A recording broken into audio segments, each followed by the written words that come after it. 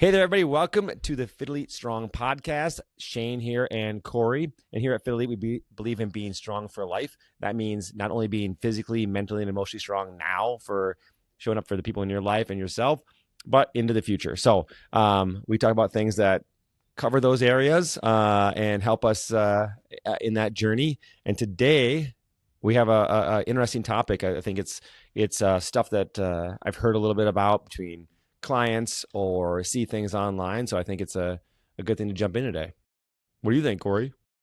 I think any topic's a good one. That's true. That's true. We like to hit things that fit with what people are experiencing and seeing out there. So today we're going to actually talk about AI. What's AI? AI, it's like robots. So here's the deal. I watched the movie iRobot. Is it the same as that?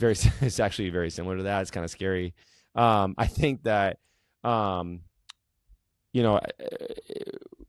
talk to people who are looking at AI as sometimes a substitute or a way that they can get their training plans, nutrition plans, health advice, that sort of thing.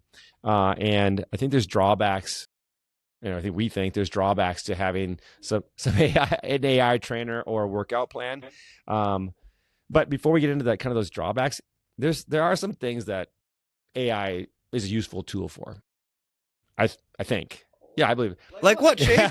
Well, some of it is like speed. Like it gets you a workout plan fast. Like the amount of research you have to do it can be fast, and it comes with a structure. So that I have a counter argument. Yeah, go.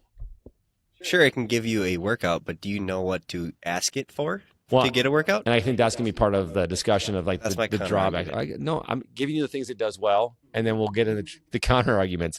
Look at this. For those who know Corey, he's argued with me right off the bat. We're ready to go.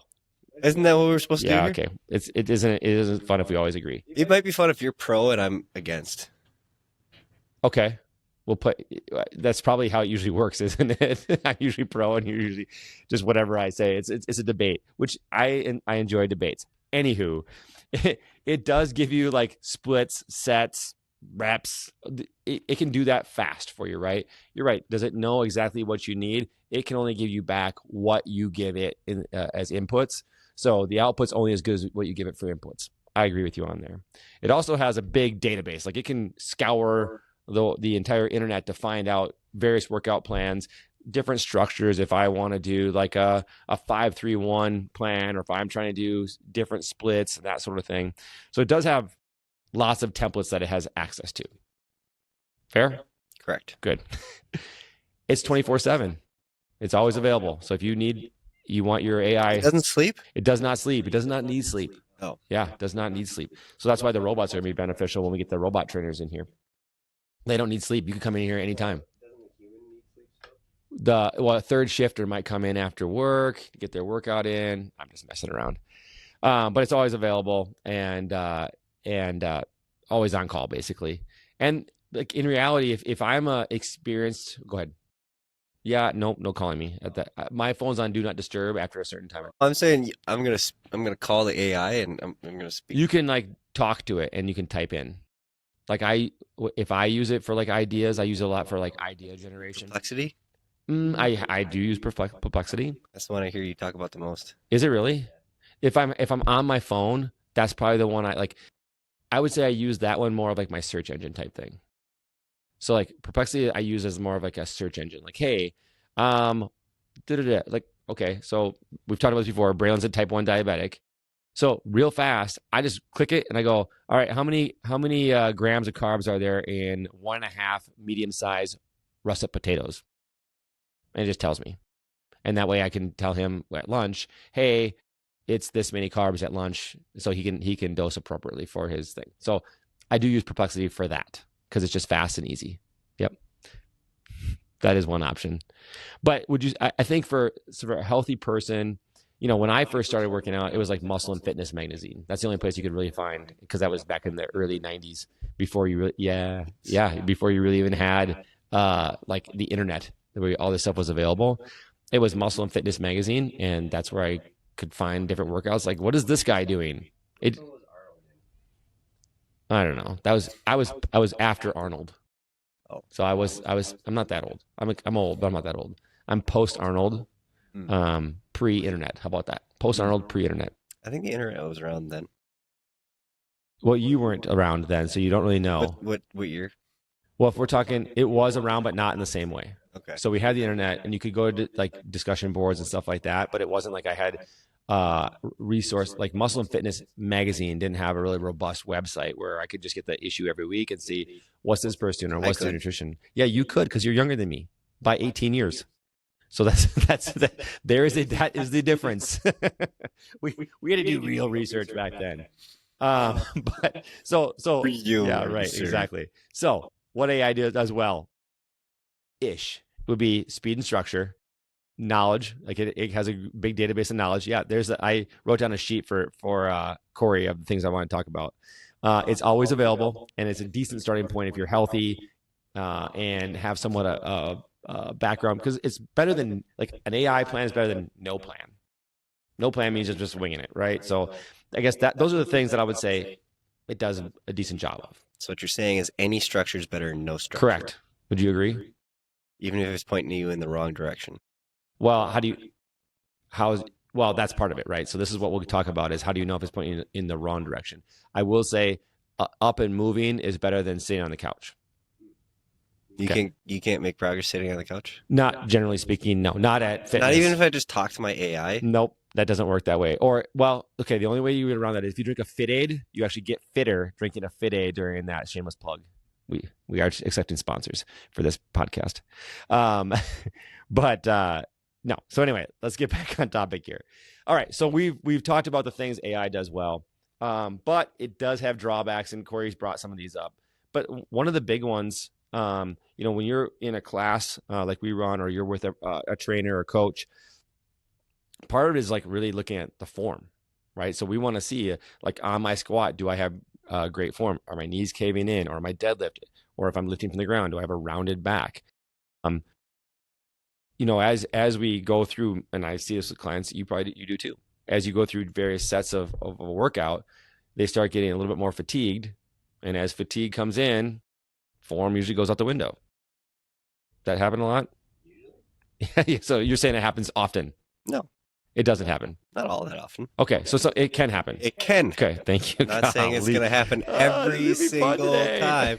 Well, you made it sound like, every time I get tired, I'm going to have horrible form. That's not true. You're right. But that's what I heard. Form tends to break down more often under fatigue. Okay. I have to be very careful on the words I choose here. I agree. So, like AI, it's not going to catch that real time, right? It can't see you. It cannot see you. When's it catch it? If you tell it. If you tell it, because you're hurt. How do you know if you've... Because you got hurt. Yeah. Right? So if I've injured myself with bad form, and I'm like, hey, yeah, so my back is blown up because I did these... I don't know if I did these right or wrong, but what do I do now? Right? That's where I have to go back to it and try to do that. And I would also say, like, you can use AI and say, hey, give me videos demonstrating all these movements too. But I would also argue, like, a video demonstration of the movement isn't the same as a coach being there, right? Saying, all right, when you're doing this, and I can see it happening. Have it the other day. We're doing a trap bar deadlift with a client, and I could see him really trying to lift it, but he was lifting it like with his upper body, like he was trying to pick it up with his upper body. And I was like, this is a lower body movement. Your upper body's just holding onto the bar. You need to think about pushing the floor away. And so we were able to like slow it down and really think about that. Think about like should he be using in that moment to do that. So like a video of seeing somebody does it isn't the same as having a person there seeing that you're doing it and correcting it real time to make sure you don't get injured. What else do you see, like, as far as like when your AI can't see your form, what else can happen? What else can happen? Like well, a beginner probably shouldn't even be trying to do that on their own. I mean, we're all beginners at some point, so it's obviously you have to start somewhere. But the best place if you really want to figure it out is with a trainer or in a group class where there's somebody that's actually looking at what you're doing and, like you said, in real time, helping you adjust. Like sometimes if you have someone who has this minor flaw in their movement, let's say, over time that can compound, right? Like if I'm have a minor flaw, it may not. It may never show up that you injure yourself or you start having elbow pain for no, you don't know why, or your knee starts hurting, your hip starts hurting. You don't really know why this is, but it can be a compound of movement, even if it's slight, over a period of time, adding up. Mm-hmm. And again, this is stuff that's not going to get caught by your computer. I need to say things that are more controversial so he argues with me on these things. So we got AI can't check your form, right? So one thing we did talk about is it does give you programs fast and structured. Yeah. But you don't know what to ask it. Yeah, I don't like. Do you have a background in fitness? Do you know a lot of people that you ask questions to that can help you understand what your goal is and how to get to your goal, and what exercise is going to help you get to that goal, and what structure is going to help you get to that goal, and how much weight you need to push to be able to do that, or how much you need to back off, or what do you need to eat in order to get to that goal, and how are you going to structure that eating in a sustainable way and not just do keto or carnivore or whatever the fad diet is on the internet, because it's pulling from everything. Right. So it's not personal, right? I mean, what you're saying to me is like it's all ends up being pretty generic, and there's no like personal approach for you for what your goals are. So I agree 100%. One thing you didn't say is it doesn't know what maybe it is my background. Like, what have I done in the past? Do I have an injury? Did you say that before? Oh, okay. You had a good list. It was great things, but it doesn't know if I have old injuries that I'm dealing with. It doesn't know if I have certain limitations based on what's going on now. It doesn't know to your point, it doesn't know what my goals are. Right. If you forget to tell it something, then it's going to leave it out. Yep, that's true. And the other thing is it doesn't. I mean, that's the same with me. If you don't tell me what's going on, I can't help you. Yeah, but what do you do? I mean, I can watch you, but I don't know if you have a specific issue that's bothering you if you don't tell me.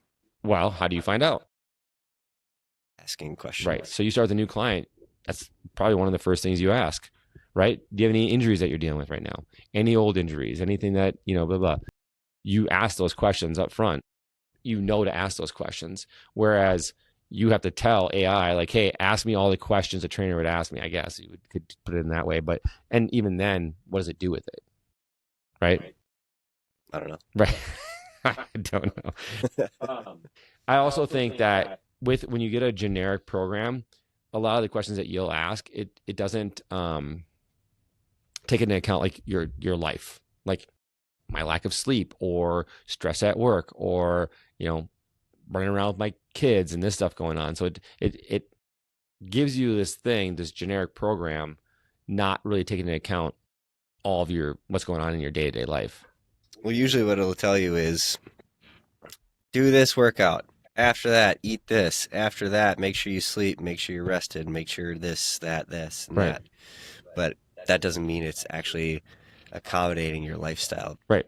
It's just giving you like the ideal, right? Or like and it doesn't take into account the real, because our reality usually isn't the ideal. It's not? In my life, I enjoy my life, but I'm guessing it's not the ideal for my overall health. There's not always getting the right amount of sleep and whatnot. The other thing that I was thinking about as I was creating lists here is like when you have like these generic programs that end up not being really personal. When I progress a client down there, I track how much weight they've done in the past, and then the next week, if they didn't move well with that weight, I'm not going to increase their weight. Or if they moved really well and it looked easy, then I can increase it appropriately. In kind of in a generic templated program, the progression it just becomes like, and then this, increase by 5%, then 5% or 10%, whatever. It doesn't really take into account how you moved, what you did. Are you ready to actually increase? Did you earn the increase in weight? Or should we stay here and really hone in on form, et cetera?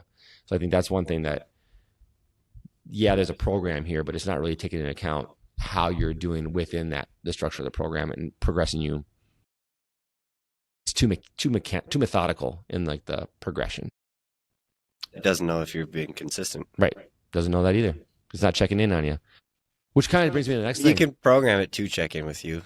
You But can. you actually have to follow through with that check-in. Right, and that's my next point is on that list that you handed up there is there's not real accountability. Yeah, it's on there in my scribbles. Yeah, it's hard to read, but there's no like real accountability. You can program in like fake accountability, but there's not real accountability. And like what I mean by that is if you are set up, you come to 9 o'clock class, 9 a.m. class every day or Monday, Wednesday, Friday, or whatever your structure is. When you're not there, there's people noticing. If you're accountable, I have a few clients that one of the reasons they do personal training is because they have that scheduled and now they won't miss it. So when you have other people relying on you, you generally speaking would have increased accountability. What you're saying is you're okay with letting yourself down, but not others. Exactly. There you go. That's right. And AI can't really do that for you. AI doesn't have a soul. It doesn't. And what's the real thing? It's like it's not going to. I don't know if you've ever tried this with AI. For those who play with it, it's the ultimate yes man. Andrea was showing us a video yesterday, and it was like, "Hey, tell me about this song and let me know what you think about it." And it was basically a farting noise, and it's oh wow, I can see what you're doing. It has good rhythm, and it goes through and like helps like giving positive feedback on this weird noise. Yep. It will like try it. It's very rarely negative. Yep. It is only giving you positive feedback, which I think as a coach you can give accountability. Negative feedback in a positive way. Yeah, you can give accountability in a positive way, right? You don't be like, hey, you suck this week, right? Some people you can say that to. Some of my clients I might say that to, or some members you would say that to. Like, what's your problem this week? Because you have that relationship with them. Yeah, like you would say it to me. Oh yeah. But worse actually. Huh? Worse actually. I know that, but we're trying to keep it PG for our ratings here. PG-13. 13, yeah. It also, when we talk about accountability, it can't. What do I want to say? It can't really see. It can't read between the lines. It can't see. I say one thing, but what's it actually mean? Like, I'm just really tired this week. Okay, well, what does that mean? Like, how come? Why? What's going on? And it can't, unless you're aware enough to let it keep going in, and you got to go to it. But here's the deal: if from accountability standpoint, if I'm not showing for the workout because I'm tired, am I actually going into the AI to tell it that I'm tired today? Right. And so that becomes difficult, right? Especially as you're starting something new, or trying to maintain a habit. It becomes very hard to like do that for most of us to do it for ourselves. And kind of going back to what I was saying with AI is it's the yes man. So it'll give you all this great positive feedback on how you're doing, but it's not, there's no relationship. You don't have a relationship with your. Wait, why do people have AI girlfriends then? That's a different thing altogether. That's a different thing altogether. But it's real. That stuff is scary. Real. It's scary and it is real. People will just spend hours talking to their AI like it's a real person, which is, if that helps mentally for people, okay, I'm not going to judge it. It's not my cup of tea, but you do you, man. It's not your cup of tea either. I might judge. You might judge. Okay, that's fair. That's fair. But I guess what I'm saying is it'll say, hey, great job. You crushed it today. Even if you didn't. And if you did, you're like, oh, it's just a machine that's supposed to tell me that. What if you just want a cheerleader? I could be your cheerleader too and hold you accountable. Right? When you said I could be your cheerleader, I heard Enrique Iglesias, I could be your hero. That song came in your head? I thought it was going to be like the Taylor Swift song, right? No, I don't like Taylor Swift. You don't like Taylor Swift. Okay. He's a hater. All right, here we go. Swifties, don't get mad. One thing that we did talk about, so the accountability is a huge piece, I think, because whether you're a personal trainer or you're in a group class, one of the benefits of that is that camaraderie and that accountability, and you just don't really get that in this type of thing. So using AI is assuming that you like working out alone and you enjoy working out and you have all this motivation to work out. Right. And if you don't have any of that, it's a struggle for you to get up and work out, and you don't thrive in a alone spot by yourself. The community can help you. For sure. Another thing that we talked about, and this is kind of the fourth drawback to AI, is when we talked about, you know, eyes on your form, it can't really assess injury in real time or when something needs to be tweaked in real time. You know, we've had that in class where you see things and then people are like, oh, this isn't, you know, I don't do here, or, you know, a workout like today's where it's like, you know, burpees plus movement in a minute and a half. And if I'm not getting to that done with a minute and a half, it doesn't know to adjust that for me. Okay, how can I adjust this to make sure I'm getting a little bit of rest in each round? Maybe I scale back the burpees a little bit. Maybe I change the weight that I'm doing or the other movement that I have with it. It can't really assess those sort of things real time. So like if I'm moving weird and I kind of rub my shoulder a little bit, if you know you have a client and they do something, they start rubbing their shoulder, what are you going to ask them? You're done. Yeah, we're done. No, you're going to say like, you all right? What happened? Like, what are you feeling? Let's talk about it. When does it hurt? Right? You'll start asking all these questions. With an AI program, that's not happening, right? It can't see that real time injury, so it can't see like those little pain signals that are happening. I love that you just nod at me. Well, we've gone through that enough. We have. Well, and like there are red flags that you'll see, right? When you're training somebody. So if I am training somebody and they're like, God, it feels like it's stabbing me right in my hip when I'm doing this, right? I can address that right there and talk about what's going on. Or we've had a couple clients who have had a little bit of nerve issue going on and feeling numbness and talking to them, talking through them how to do that. Or clients coming in that are dealing with sciatica and how do I adjust that? That your AI program is not going to adjust things like that for you, especially in real time. I think here we believe in being smart with the training, meaning we want to challenge people, but we also want to be cautious on reducing injury risk. Meaning, if we've had this, a few clients have back issues, we're going to have them do some different things, and we're going to err on the side of being a little more cautious with it, and then progress over time. You know, part of it is like we want to see people healthy and moving for as long as possible. But when you're dealing with like a machine, it's not thinking about that, right? It's like, here's what you should do. This is the best way to do this movement or work this muscle group. Do you have something to say? Okay, good. All right. Here's the biggest thing. I think the biggest thing is AI is not a person. You don't get banter like this. You do not get banter like this. Man, is that a plus or a minus? I'm not really sure. But it misses like the human side just isn't there. And I think there's a lot of, I think we all think there's a lot of benefit to human connection and the little things, the subtle things that you get from people. Like it can't read like your face. So if I'm telling you something or I'm looking at something, it can't read your face or the tone inside of the words that you're saying.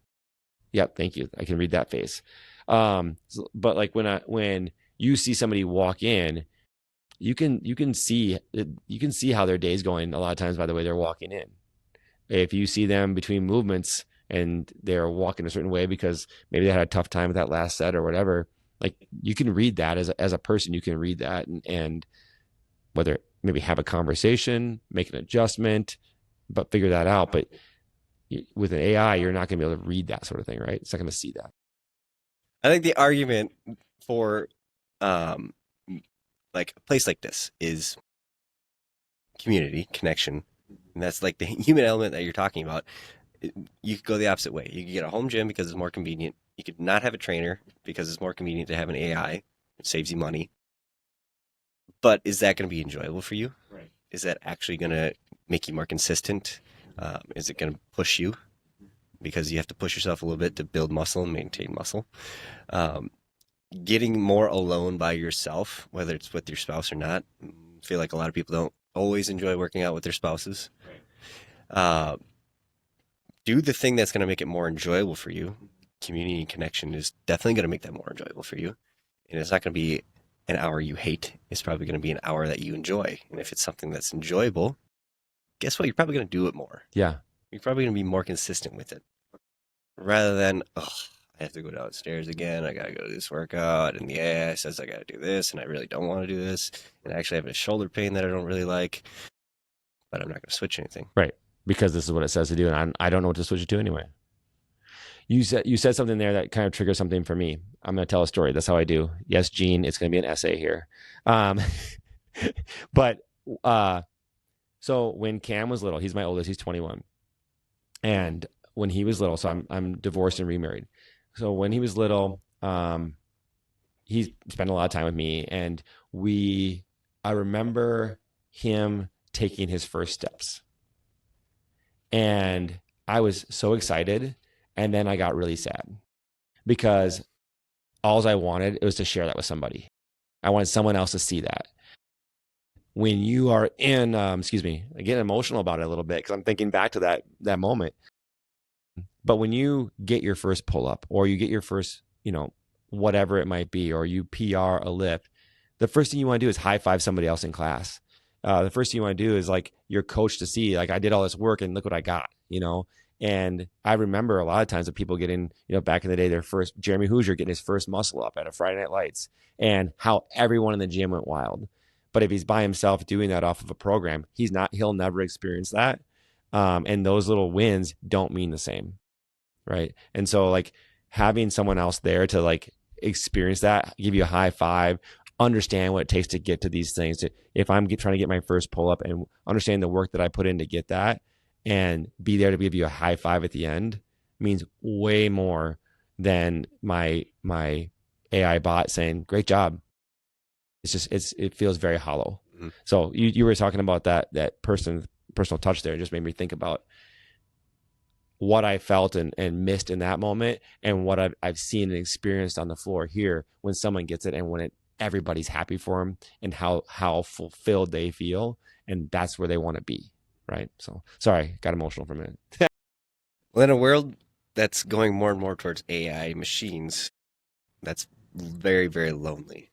Right. Wouldn't you want to be more connected rather than less connected? Right. And that's what I've a lot of stuff that I've kind of dive into this, because I'm not going to bury my head in the sand and think that this sort of thing isn't coming, that there is going to be more AI, there is going to be more automation of things. And I think that can be a good tool. But I think, there's going to be opportunities, because people are going to miss a lot of that connection. So you're going to see people seeking out, I think you're going to see people seeking out opportunities to connect. They're going to seek out, where can I go for an experience? Where can I see more things? You might see more concerts. You might see movies coming back. You might see, I don't know, like you might see people going to more sporting events, or you might see more races or stuff like that. Movies is a really good point. It's way different watching Marvel Endgame in a crowd of people that are super excited about this exact moment happening, or you watching it alone on your couch. Yep, agreed. There's a different energy. There's a different connection. You all experience something together. I still remember watching that movie in theaters, and everybody's like, or everybody's tearing up because of it. Yeah. Well, I use that a lot. For those who have gone through an intro with me, I use it a lot. I'll talk about a movie, and I'll talk about a comedy. So very similar. Like when you go to see a movie and it's a comedy, and you're the only one in the movie theater, it's funny, and you kind of like chuckle to yourself a little bit. But when it's full, people laugh out loud. Why am I? It's not more funny, right? It is though. When you're sharing it with somebody else, it's right? More funny. Like I want, like, we laugh out loud so that we share it with somebody else. Have you ever had a particular scene or skit or something that you really find funny, that you want to show to somebody else, and you're looking at them funny? You're looking at them the whole time, like, isn't this hilarious? Yeah. And then you're like so disappointed when the's not. Yep. They don't feel the same way. Or like a song. You're like, oh, this you is don't a song. love you don't love that. Right. Watch this thing. Why aren't you laughing? Yeah, I do that all the time. I try to show you. Or somebody does laugh at it, and you're like, yes. Yeah. Like, it hits. Awesome. I do it all the time. I try to show you things, and you're like, what is this? Is dumb. Sorry, Corey. I'll go back in my office now. I'm joking. No, that's real. That's man. I think, yeah. So can you think of anything else we should have? It's the argument of whether you should do AI or not. I think it's the argument of whether you want more connection in your life or not. Right. Connection, direction. Because that's actually a part of health. 100%. Is having connection with other human beings. You right. cannot be in a world devoid of human beings, even though sometimes I joke that I'm a hermit. Right. Well, okay. You there's times that you need people, and there's times that you need to not be around people, right? And that's part of being an introvert. Right. And so like people don't realize this, but I'm kind of introvert by nature too. A lot of time. Yeah. Well, you may not say that, but like I recharge. Some people get recharged with people. I recharge by myself. It's just, that's how I operate. Like And 1 minute a day or what? no, yeah, right. True. Um, the being around people and having connection is great for my mental health. And when we talk about overall health, we're talking about physical, emotional, mental health now and in the future. So, having the connection with a class or with a coach, or a group, that's important to your health. So you're 100% right. So I think AI can be a workout writer, but it's not a coach, right? And they're not, you can't trade one out for the other, right? Um, Anything else to add, Corey? AI, you can make templates with it. You can get the exercise names. You can get quick questions.